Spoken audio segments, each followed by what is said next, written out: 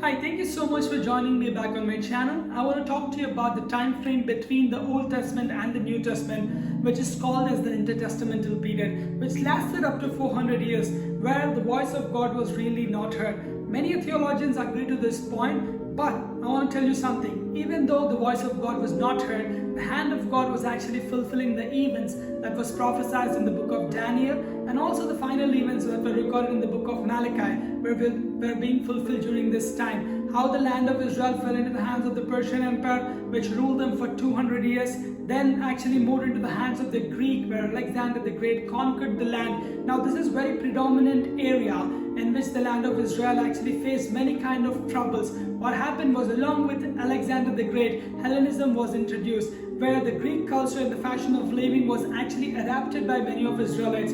The good thing was, even though Alexander allowed them to be exempted from their taxes during the sabbatical years and allowing them to perform the ritual acts, but still the bringing of Hellenization or the Greek culture into the land of Israel actually was very much dangerous to the people living out there. The reason being is it was more similarly fashioned as the Baal worship or the pagan worship. But by then, the upper crust or the people living in the metropolitan area, the Jews who lived in that area, actually adopted to the Hellenistic ways of living. But eventually, when Alexander fell, four of his successors took hold of the kingdom and the empire, and finally gave rise to two dynasties, the Ptolemies and the Seleucids. After an internal battle in the rift, the empire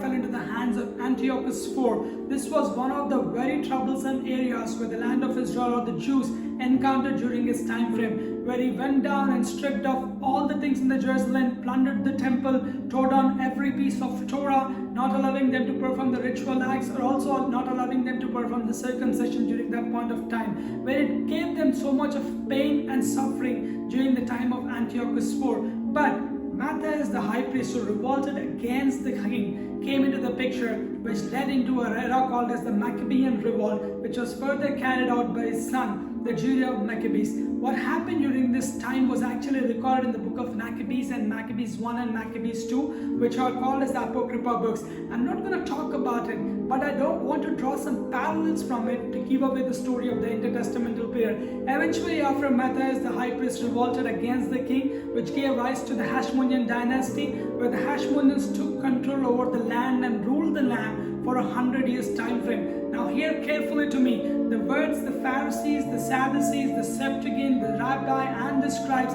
were actually evolved from this era, where we see more of it being written in the New Testament. Until then, if you look back into the Old Testament, you never heard of the Pharisees and the Sadducees. But during this time frame is when it gave rise more to these kind of terminologies and the people who actually eventually shaped themselves into the New Testament era. But during the time of Hashmonean, even though they were revolting against the Greek Hellenistic ways, eventually after conquering the land, they adopted that lifestyle and started living the old ways that they have actually plundered themselves in, and living in those Hellenized way, which was too much evil in the eyes of God. Finally, there was a big rift between two of the kings in the Hashmonean dynasty, which invaded Rome, which went till Rome, and Rome had to invade, and eventually the power fell into the hands of the Roman Empire. And you see Antipas and Herod coming into the picture. Herod was an Edomian who was a proselyte, but thoroughly a Greco-Roman by nature, so he was being appointed as the king over the Judean region. That's how actually the kingdom fell into the hands of the Persians, from there to the Greeks, and then to the Antiochus IV, and from there the Hashmonean dynasty, and finally funneling it down into the Roman Empire. The Pharisees, the Sadducees, the rabbis and the scribe and the Septuagint, all these people played a great prominent part in that role. Even though the Sadducees adopted the Hellenistic ways of living, who believed that they were from the Zoroastrian priestly line, actually indulged themselves into a high-class sophisticated living, where they started blaspheming and going against the will of God. This is what gave rise to power.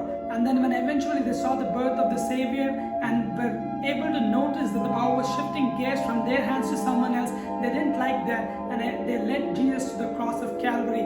This is how the events took place during the time of Hashmonean dynasty, and during the Intertestamental period, there was 400 years of silence. But I want to draw a parallel and I tell you a very strong point before ending my conclusion, that even though the voice of God was not heard, the hand of God was working. Even though there was 400 years of silence, God never left his his people. As promised, he gave his son as a ransom for many, as an eternal gift. You see the events that's being shaped through the history, coming from the Old Testament and bridging into the New Testament. The Gospel writers, as they start off writing in the books of Matthew, Mark, Luke and John, record these kind of events, telling how the Pharisees gave rise and the Sadducees gave rise to the Sanhedrin Council, and eventually how it fell after AD 70 when the temple was destroyed. All these events were predominantly recorded, but I want to tell you something. As the forerunner John the Baptist said, it was Jesus who took the pivotal point in the history. It is not about the 400 years of silence. It is not about the voice of God being suppressed, but it was the hand of God that was working throughout the events. Next time someone asks you or question you about the intertestamental period and question you about the 400 years of silence, tell them this, that there was always hand of God working this event throughout the history. As you see in the book of Daniel and Malachi, the final events as exactly that it was prophesied being fulfilled during this time. So that's how the 400 years of silence took place, how the land of Israel fell into the multiple nation hands before giving rise to the Maccabean revolt, where Judas Maccabeus took the power, eventually giving it into the Roman Empire's hand and bringing into the picture about Herod. And from there, I'm pretty sure you know the story about how the birth, death and the resurrection of Jesus took place, and how the power went in from the hands of the Roman and gave rise to the church. Thank you so much for giving me this hearing. God bless you all.